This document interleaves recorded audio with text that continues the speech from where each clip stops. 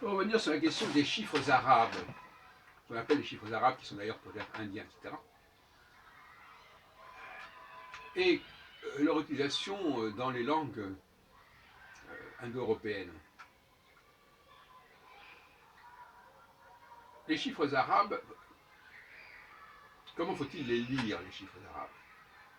Par exemple, les Allemands, quand on voit 53, ils mettent d'abord le 3 et après le 5. 53. Donc ils lisent le chiffre arabe de droite à gauche, alors qu'ils écrivent de gauche à droite.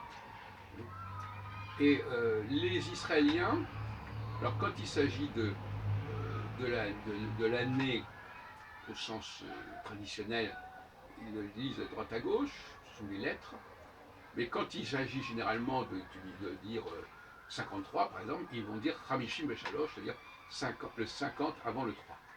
Mais normalement, même en hébreu, au départ, c'était 3 et 50 et pas 50 et 3. Et je voulais montrer simplement, c'est amusant, que là, nous avons un renversement de l'ordre de la lecture.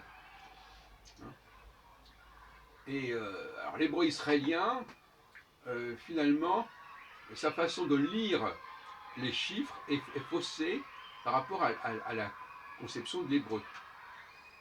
Ils ont pris l'habitude, ils ont construit la lecture des chiffres, parce que les chiffres, finalement, ils ne disent pas comment ils doivent être lus. Ils ont mal lu les chiffres, ils ont mal lu les codes. Ils ont mal lu les codes. Quand on écrit 53, on a le droit d'écrire 53, mais à condition de lire d'abord, comme font les Allemands, 53. Et curieusement, Herzl était germanophone, donc il aurait dû comprendre ça. Et à un moment donné, apparemment, c'est l'autre système qui l'a emporté.